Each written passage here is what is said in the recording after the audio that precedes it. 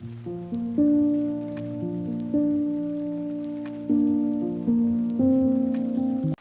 वालेकुम व्यूअर्स, कैसे हैं आप? उम्मीद करती हूँ खैरियत से होंगे। स्टडी विद बीआरडी में आप सबको खुश आमदीद। एमजीटी 101 फाइनेंशियल अकाउंटिंग की असाइनमेंट नंबर 1 है आज हमारी वीडियो में। और इस वीडियो में हम देखेंगे कि इस असाइनमेंट में हमें क्या पूछा गया है, और सिर्फ सॉल्यूशन नहीं आपको प्रोवाइड किया जाएगा, बल्कि आपको पूरा समझाया जाएगा कि आपसे क्या क्वेश्चन किया गया था और उसको कैसे आपने सॉर्ट आउट करना है। और यहाँ पे मैं आपको क्वेश्चन सॉल्व करने से पहले बता दूं कि आपका ये क्वेश्चन आपके एग्जाम पॉइंट ऑफ व्यू से भी बहुत इंपॉर्टेंट है, क्योंकि एमजीटी 101 वो सब्जेक्ट है जिसमें आपको थ्योरी बेस्ड क्वेश्चन कभी पेपर में नहीं आता है। हमेशा आपसे इसी तरीके का क्वेश्चन किया जाता है, आपको सिचुएशंस दी जाती हैं और आपको उनकी जो है वो इक्वेशंस को सॉल्व करना होता है, बिल्कुल इसी तरह से जिस तरह आज ये आपका क्वेश्चन आया हुआ है। तो हम चलते हैं क्वेश्चन की तरफ। हमारे जो ड्यू डेट है वो है 15 नवंबर 2023। 10 मार्क्स की ये असाइनमेंट है।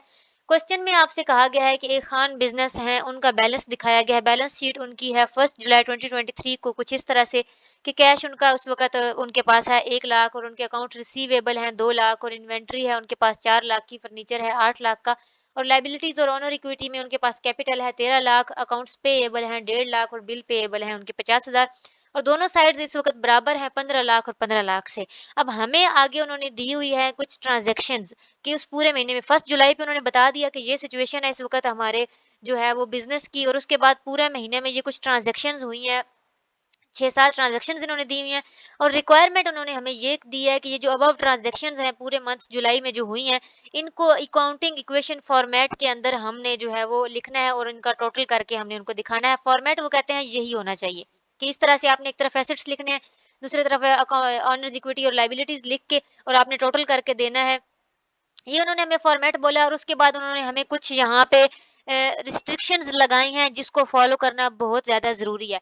वो कहते हैं सबसे पहली बात तो ये कि अगर आपका जो फॉर्मेट है वो अकाउंटिंग इक्वेशन टेम्पलेट वाला नहीं होगा, तो आपको कोई भी मार्क्स नहीं मिलेंगे। यानी कि आपका जो आंसर का तरीका है वो बिल्कुल यही होना चाहिए। इस तरह से आपको आंसर अपना लिखना है। दूसरी उन्होंने बात की है कि अगर आपका जो कोई एक जगह पे गलती होगी, तो उस एक पार्ट में, यानी कि आपने कोई एक एक जो है वो ट्रांज़ैक्शन गलत लिखी होगी, तो उसको आपका नंबर नहीं दिया जाएगा। ऐसा नहीं कि पूरी असाइनमेंट के मार्क्स 0 कर दिए जाएँगे। तीसरी चीज़ उन्होंने ये बोली है कि जब भी आपने मेंशन करनी है कोई चीज़, अगर तो रकम ऐड हो रही है तो साथ प्लस का साइन लगाना है, और अगर तो माइनस हो रही है तो साथ में सब्ट्रैक्शन का साइन लगाना है, अदरवाइज़ आपको कोई मार्क्स नहीं मिलेंगे। ये उन्होंने हमें कुछ चीज़ें बताई। उसके अलावा उन्होंने हमें जो है वो अदर इंस्ट्रक्शंस, जो जनरल इंस्ट्रक्शंस होती हैं, वो ये है कि आपने एमएस वर्ड के फॉर्मेट में अपनी असाइनमेंट को जमा करवाना है। फ़ॉन्ट साइज़ आपका 12 होना चाहिए। फ़ॉन्ट जो स्टाइल है वो आपका टाइम न्यू रोमन या एरियल होना चाहिए, और कलर आप सिर्फ ब्लैक या ब्लू जो है वो इस्तेमाल कर सकते हैं। हमें सवाल समझ में आ चुका है, हम चलते हैं अपने आंसर की तरफ। और मैं इसके साथ-साथ आपको बता दूँ कि उन्होंने आपको आंसर देने के लिए आपकी क्वेश्चन फाइल के साथ आंसर फॉर्मेट भी जो है वो दिया था। वो कहते हैं सिर्फ आप हल करके इसी के अंदर, बेशक इसी के अंदर आप अपनी जो है वो लिख के सबमिट करवा सकते हैं। मैं अभी आपको जो आंसर दूँगी, आपने उस आंसर को देखते हुए, वहाँ से देख के, इसमें आपने आप सबकी क्वेश्चन फाइल के साथ ये आंसर शीट जो है वो अटैच्ड है। ये आपने ओपन करनी है, वहाँ से जो देख के सेम एंट्रीज़ इसमें करके आपने ये असाइनमेंट सबमिट कर देनी है। ओके? फिलहाल हम चलते हैं अपने सॉल्यूशन की तरफ। मैं आपको सॉल्यूशन की तरफ ले जाती हूँ और सॉल्यूशन समझाती हूँ कि आपके असाइनमेंट का सॉल्यूशन ये है जी, आपके असाइनमेंट का सॉल्यूशन। और मैं सिर्फ आपको ये सॉल्यूशन प्रोवाइड नहीं करने वाली, बल्कि मैं आपको समझाऊँगी कि हुआ क्या है एक्चुअली। ठीक है? अब 1 जुलाई को उन्होंने जो हमें सारी दी हैं, वो सारी यहाँ पे हमने लिखी हुई हैं। ठीक है? कैश उनके पास जितना था, जितने अकाउंट रिसीवेबल थे, इन्वेंटरी थी, फर्नीचर, सब कुछ हमने यहाँ पे लिख लिया हुआ है। ये ब्लू कलर में वो लिखा हुआ है जो हमें गिवन है। ठीक है? उसके बाद 2 जुलाई से लेके 30 जुलाई तक जो ट्रांज़ैक्शंस थी, मैं एक-एक ट्रांज़ैक्शन आपको समझाऊँगी कि किस तरह से हुई है।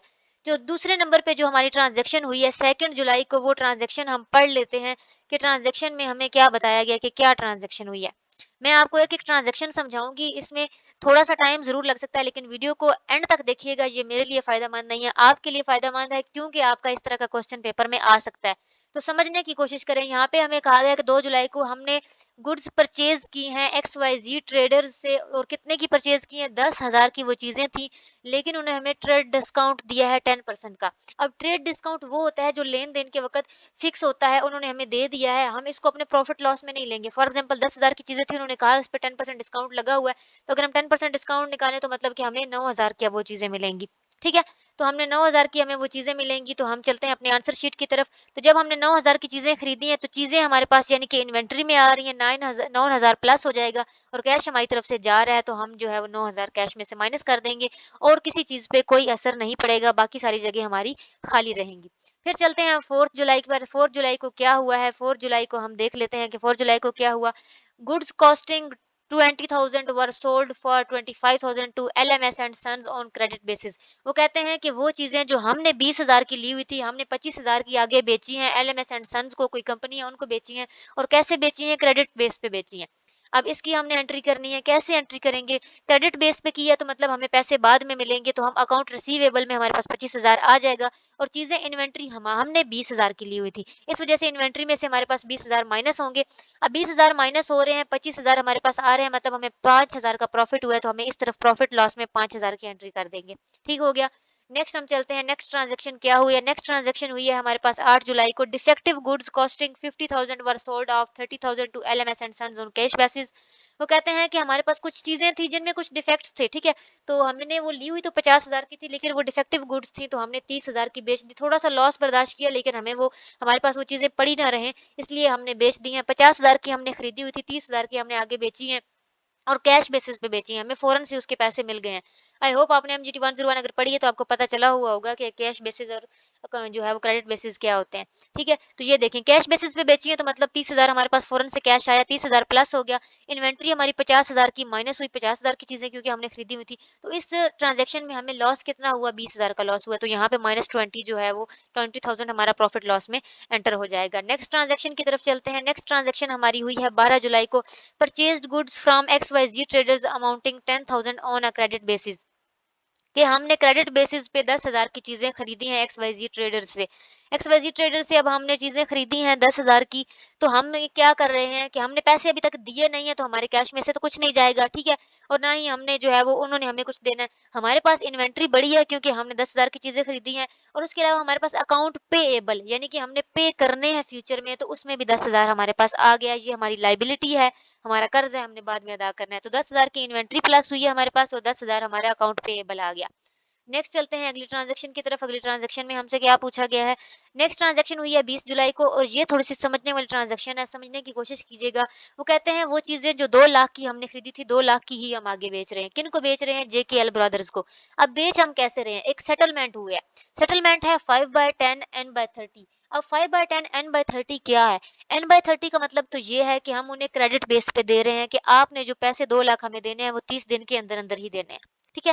पहली तो हमने शर्त ये लगाई है। दूसरी शर्त हमने लगाई है 5/10 की।